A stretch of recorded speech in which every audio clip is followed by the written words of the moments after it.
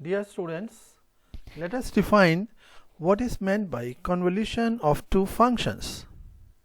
The convolution of two functions ft and gt is defined as the function f star g of t, which is equal to 0 to t fu g of t minus u du, which can also be written as 0 to t f of t minus u g of u du. This is the definition of convolution of two functions. Now next theorem is based on this definition. If L inverse of fp is equal to f of t and L inverse of gp is g of t, then L inverse of fp into gp is integral 0 to t f of u g of t minus u du, or 0 to t f of t minus u g of u du, which is f star g of t. Okay, let's take some examples based on this theorem. Find L inverse of 1 upon p plus a into p plus b. Now you can solve it by using partial fractions also, but here we shall demonstrate how this theorem can be used to find out L inverse of this. Okay, suppose that f of p is 1 upon p plus a and g of p is 1 upon p plus b.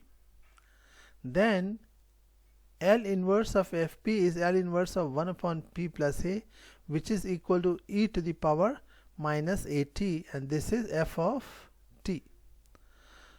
Similarly, L inverse of gp is equal to L inverse of 1 upon p plus b, which is equal to e to the power minus bt, which is equal to g of t. So therefore L inverse of fp into gp is integral 0 to t f of u g of t minus u du. Now f of u is e to the power minus au and g of t minus u is e to the power minus b times t minus u du. Now e to the power minus bt can be taken outside the integral. So we have e to the power minus bt 0 to t e to the power minus au into e to the power plus bu du, which is e to the power minus bt 0 to t e to the power b minus a into u du. So integrating this, we have e to the power b minus a into u divided by b minus a. Limits are from 0 to t. So put the limits. So we get the answer as e to the power minus at minus e to the power minus bt divided by b minus a. Let's take next example. Find the value by using convolution theorem for Laplace transform L inverse of 1 upon p plus 2 whole square into p minus 2. Now this problem also can be solved by making use of partial fractions, but because we have been asked here to solve this by using convolution theorem, so we shall make use of convolution theorem. Okay, let's take f of p is equal to 1 upon p plus 2 whole square and g of p is equal to 1 upon p minus 2. Then L inverse of fp, which is f of t, is equal to L inverse of 1 upon p plus 2 whole square. By using first shifting property, we have e to the power minus 2t L inverse of 1 upon p square, which is equal to t into e to the power minus 2t. Similarly, L inverse of gp, which is g of t, is equal to L inverse of 1 upon p minus 2, which is equal to e to the power 2t. So therefore, by making use of the theorems mentioned just now, we have L inverse of 1 upon p plus 2 whole square into p minus 2 is equal to integral 0 to t f of u g of t minus u du. Now what is f of u? F of u from here, it is u into e to the power minus 2u, and g of t minus u is e to the power 2 times t minus u du. E to the power 2t can be taken outside the integral. So we have e to the power 2t integral 0 to t u into e to the power minus 4u into du, and then integrate it by parts and put the limits, we get the answer as 1 upon 16 e raised to the power 2t minus 4t plus 1 into e raised to the power minus 2t. Okay, let's take one more example. Use the convolution theorem to find L inverse of p upon p square plus a square whole square. So suppose that f of p is p upon p square plus a square and g of p is 1 upon p square plus a square. Then L inverse of fp means L inverse of p upon p square plus a square is equal to cos at, which is f of t. Similarly, L inverse of gp is L inverse of 1 upon p square plus a square, which is equal to 1 upon a sin at, which is g of t. So therefore, making use of the theorem, we have L inverse of fp into gp is equal to integration 0 to t f of u g of t minus u du. Now what is f of u? F of u from here is cos of au, and g of t minus u is 1 upon a sine of a times t minus u du. Now expand this, so we have sine of at into cos au minus cos at into sine au into du.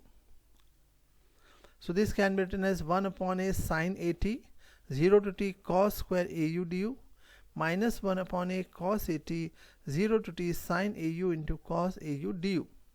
Multiply this by 2 and divide it by 2. We have, this is of the form 2 sin theta cos theta, which is sine 2 theta. And on this side, again if we multiply by 2 and divide by 2, we know that 2 cos square theta is 1 plus cos 2 theta. So therefore this is 1 plus cos 2 au upon 2. And now you integrate. Integral of 1 is u, integral of cos 2 au is sine 2 au upon 2a. And similarly, integral of sine 2au is minus cos 2au upon 2a. So put the limits. So we get the answer as 1 upon 2a t into sine at. Okay, last topic in this chapter is Heaviside expansion formula.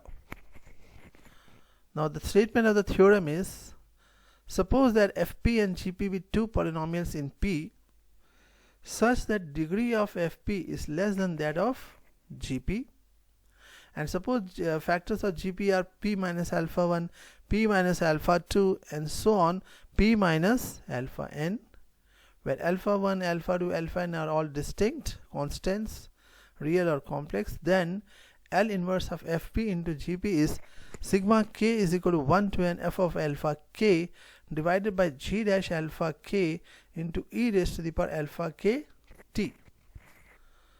So you can see here that in the previous theorem we had L inverse of fp into gp. We had L inverse of fp into gp. So in that case we make use of this convolution theorem. And here we have L inverse of fp upon gp, where gp is of this form. So in this case we make use of Heaviside's expansion formula. Okay, let's take two examples. First example, using Heaviside's expansion formula, evaluate L inverse of 3p plus 1 divided by p minus 1 into p square plus 1. Now you can see here that we have done such a problems by making use of partial fractions. We took in such a problem a upon p minus 1 plus bp plus c upon p square plus 1, and then found the values of a, b, c, and then solved these problems. But because we have been asked here using Heaviside expansion formula, so we shall make use of this formula. Okay, suppose fp is 3p plus 1, so numerator is f of p, and denominator g of p is p minus 1 into p square plus 1. Now find out roots of this function gp. So if g of p is equal to 0, that means p minus 1 into p square plus 1 is 0. That means p is equal to 1 and p is equal to plus minus I. So all of these roots are distinct. So thus the roots of gp are alpha 1 is equal to 1, alpha 2 is equal to I, and alpha 3 is equal to minus I, which are all distinct. Next, find out g dash p. What is gp? Gp is p minus 1 into p square plus 1. So g dash of p will be, use product formula, so p minus 1 into 2p plus p square plus 1 into 1, which comes out to be 3p square minus 2p plus 1. So therefore, by Heaviside expansion formula, we have L inverse of fp upon gp is equal to sigma k is equal to 1 to 3 f of alpha k upon g dash of alpha k e raised to the power alpha k into t. Expand this, we have f of alpha 1 upon g dash of alpha 1 e to the power alpha 1 t plus f of alpha 2 upon g dash alpha 2 e to the power alpha 2 t plus f of alpha 3 upon g dash of alpha 3 e to the power alpha 3 into t. Now alpha 1 is 1, so here we have 1 and here we have e to the power t. Then alpha 2 is I and alpha 3 is minus I. And now you calculate these values. F of 1, what is f of 1? See, f of p is 3p plus 1, so f of 1 will be 3 plus 1, that is 4. So f of 1 is 4. And g dash of 1, what is g dash of p? G dash of p is 3p square minus 2p plus 1. So therefore g dash of 1 will be 3 minus 2 plus 1, that is 2. So in place of g dash 1 we write 2. So 4 upon 2 e raised to the power t. Similarly, we can find out these expressions and put the values here. So this is equal to 2 e to the power t minus 2 times e to the power it plus e to the power minus it upon 2 minus I times e to the power it minus e to the power minus it upon 2. Now this is the formula of cos t and this is the formula for I sin t, because cos theta is e to the power theta I theta plus e to the power minus I theta upon 2 and sin theta is e to the power I theta minus e to the power minus I theta upon 2i. So therefore this is equal to 2 e to the power t minus 2 cos t plus sin t. Okay, let's take one more example. Using Heaviside's expansion formula, find L inverse of 2p square minus 6p plus 5 divided by p cube minus 6p square plus 11p minus 6. You can see degree of the numerator is 2 and degree of the denominator is 3. So f of p is equal to 2p square minus 6p plus 5 and g of p is p cube minus 6p square plus 11p minus 6. So you factorize it, we get it as p minus 1 into p minus 2 into p minus 3. So therefore roots of gp are, by putting gp is equal to 0, we have p is equal to 1, 2 and 3. So therefore alpha 1 is equal to 1, alpha 2 is equal to 2, alpha 3 is equal to 3. And g dash of p from here is 3p square minus 12p plus 11.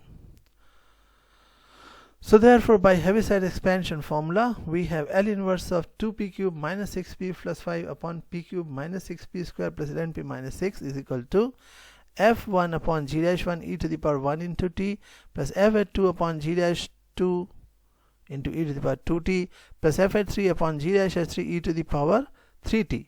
And then put the values of f1, g dash 1, etc. from this. For example, f of 1 is 2 minus 6 plus 5, which is 1. Similarly, g dash of 1 is 2. So we have the answer. Similarly, we can put these values.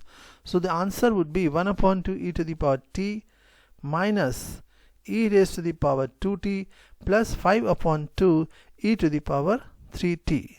Thank you so much.